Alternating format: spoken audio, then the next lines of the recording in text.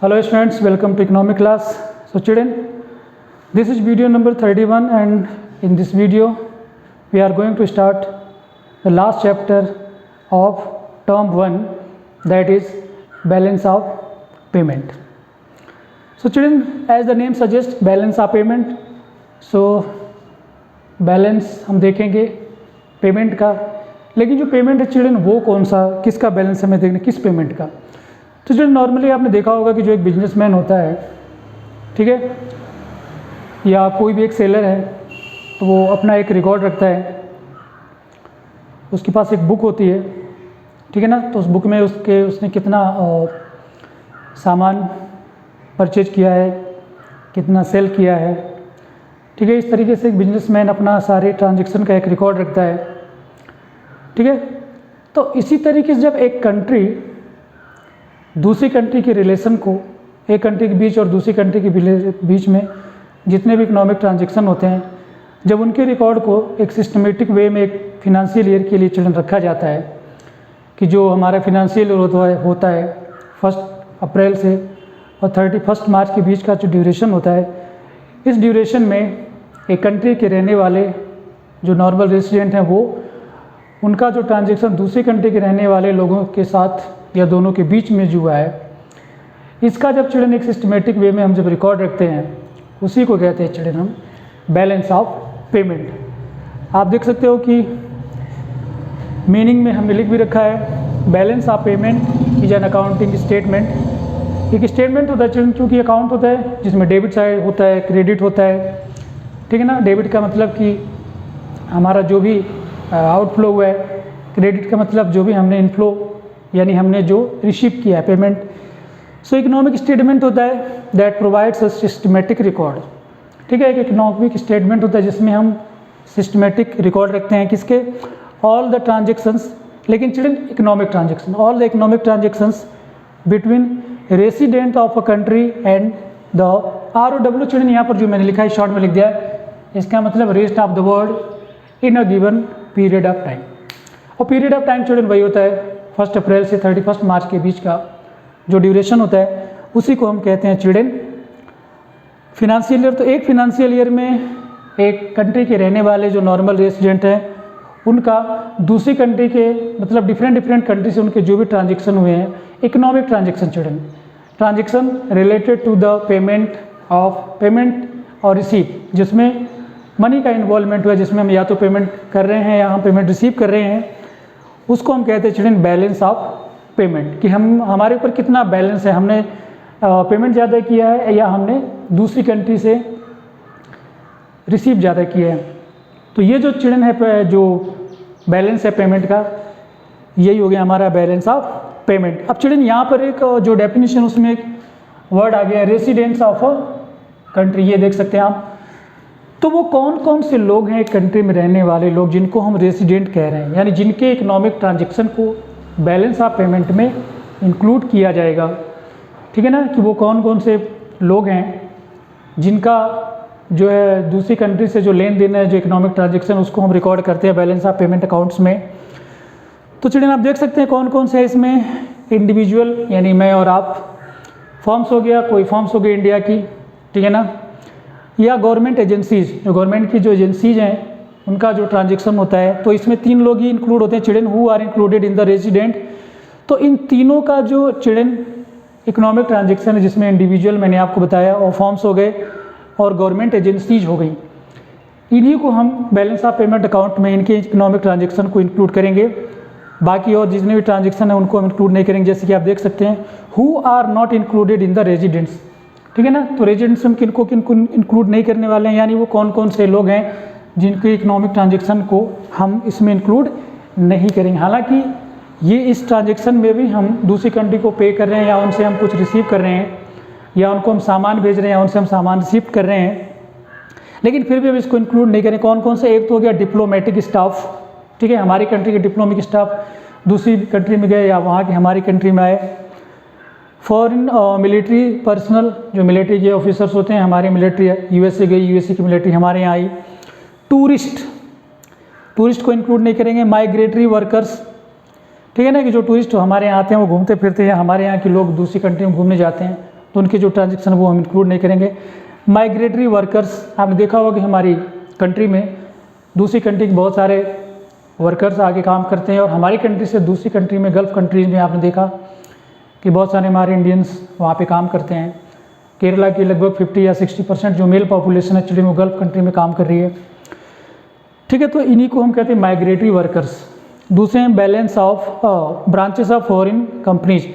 हमारी कंट्री में foreign company के जो ब्रांचेज हैं उनका जो ट्रांजेक्शन है वो इंक्लूड नहीं करेंगे, या हमारी कंट्री की कोई कंपनी दूसरी कंट्री में उसके ब्रांच हैं उनके जो ट्रांजेक्शन है वो इंक्लूड नहीं होंगे। तो केवल हम रेजिडेंट जो हैं उन्हीं के इकोनॉमिक ट्रांजेक्शन को बैलेंस ऑफ पेमेंट अकाउंट में इंक्लूड करते हैं। ये कोई ज़्यादा बहुत इंपॉर्टेंट नहीं था, लेकिन हमने आपको क्लियर कर दिया।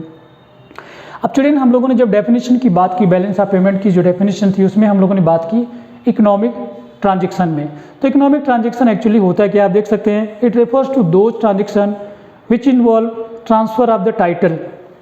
ठीक है ना, कि ये अभी मेरे पास है, अभी ये आपके पास चला गया, आपने पे कर दिया तो वो आपके पास चला गया। ठीक है, मैं एक सेलर हूँ, मेरे पास कुछ सामान है, तो जब तक वो मेरे पास वो मेरा है, आपने पे किया और मैंने आपको सामान दे दिया, अब टाइटल चेंज हो गया, वो आपके पास चला गया। ठीक है, तो इसमें ट्रांसफ़र ऑफ टाइटल होता है, ऑनरशिप ऑफ गुड होता है। ठीक है ना, तो ट्रांसफ़र ऑफ टाइटल किसका होता है, गुड्स का, सर्विसेज का, मनी एंड एसेट्स, इन सब का। इसी को चिल्ड्रन हम इकोनॉमिक ट्रांजेक्शन कहते हैं, कि जिसमें गुड का जो है ट्रांजेक्शन हो रहा है, सर्विसेज हो रहे हैं, मनी और एसेट्स का जो लेन देन हो रहा है, जिसमें ये टाइटल चेंज हो रहा है या ऑनरशिप चेंज हो रही है। ठीक है, इसी को हम इकोनॉमिक ट्रांजेक्शन कहते हैं। इकोनॉमिक ट्रांजेक्शन चिल्ड्रन ये जो मेन हेड्स हैं आप देख सकते हो, इनको हम इंक्लूड करते हैं। एक तो हो गया visual items. Visual items children वो आइटम्स होते हैं जैसे कि कोई भी गुड हो गया, सामान हो गया, जैसे कि ये मार्कर है या ये डस्टर है, इसको आप देख सकते हैं, टच कर सकते हैं।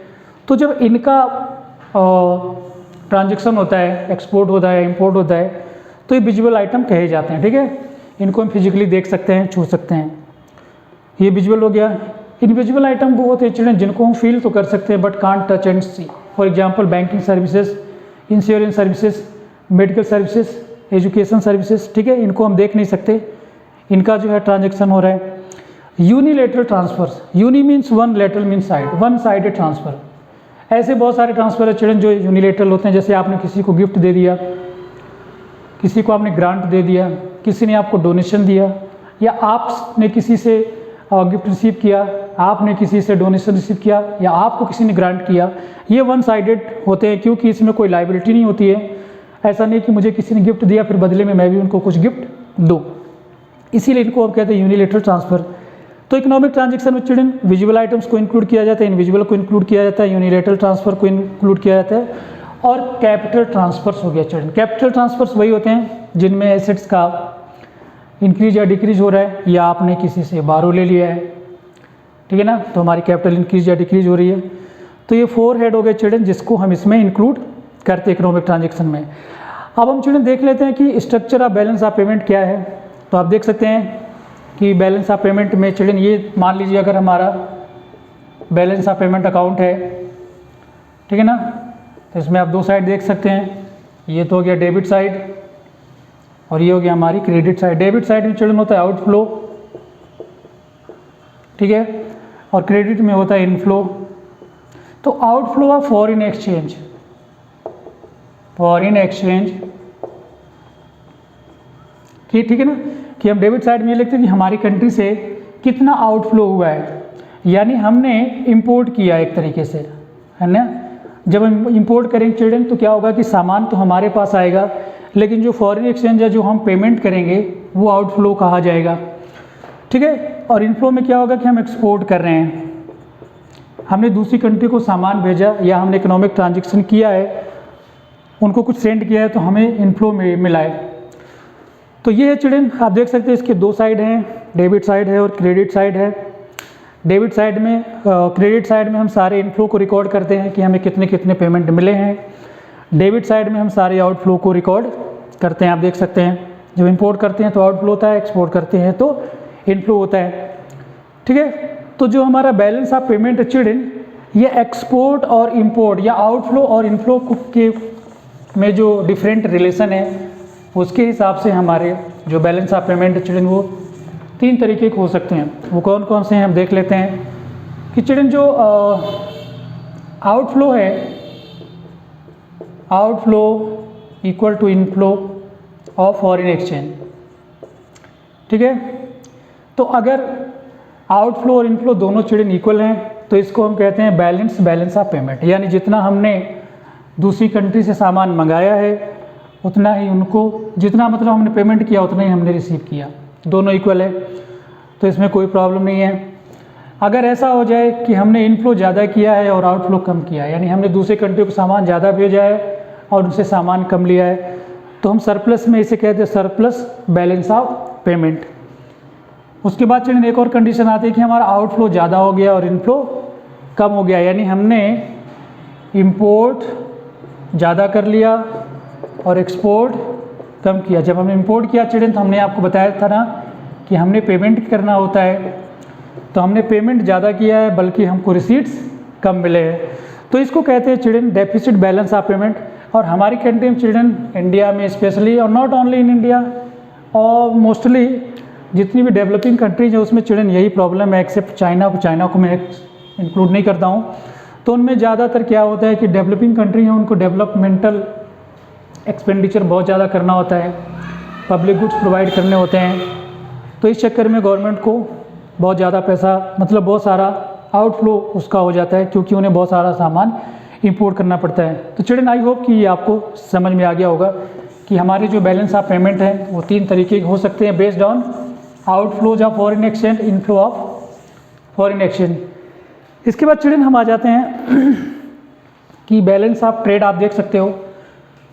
तो चिल्ड्रन यहाँ पर आ जाती है बात बैलेंस ऑफ पेमेंट की, ठीक है ना। तो बैलेंस ऑफ पेमेंट चिल्ड्रन एक वाइडर कंसेप्ट है, ठीक है। इसका एक जो पार्ट है चिल्ड्रन उसे हम कहते हैं बैलेंस ऑफ ट्रेड। तो जो बैलेंस ऑफ पेमेंट चिल्ड्रन इसमें हम सारे मैं आपको फिर से बता दूं, ये जो हमारा बैलेंस ऑफ पेमेंट है जिसकी मैं बात कर रहा था, बैलेंस ऑफ पेमेंट, ठीक है। इस बैलेंस ऑफ पेमेंट में चिल्ड्रन ये जो आप फोर हेड देख रहे हैं इनको हम इंक्लूड करते हैं कि विजुअल आइटम्स, ठीक है, विजुअल आइटम्स, इनविजुअल आइटम्स और यूनिलेटरल ट्रांसफ़र,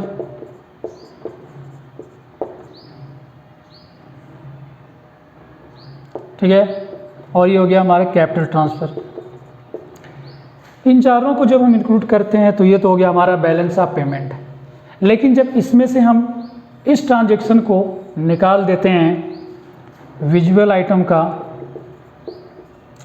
ठीक है, तो इससे जो हमारा अकाउंट बनता है चिल्ड्रन उसको कहते हैं हम बैलेंस ऑफ ट्रेड, ठीक है। बाकी जो है तो इसीलिए मैंने कहा था कि balance of payment is a wider concept and balance of trade is a part of balance of payment. जो बैलेंस ऑफ ट्रेड है ये बैलेंस ऑफ पेमेंट का एक पार्ट होता है जिसमें हम रिकॉर्ड करते हैं export and import of visual items. तो आप देख सकते हो कि बैलेंस ऑफ पेमेंट के 4 पार्ट हैं, उसमें से विजुअल आइटम को निकाल दिया तो एक दूसरा हमारा अकाउंट बन जाता है जिससे हम कहते हैं बैलेंस ऑफ ट्रेड।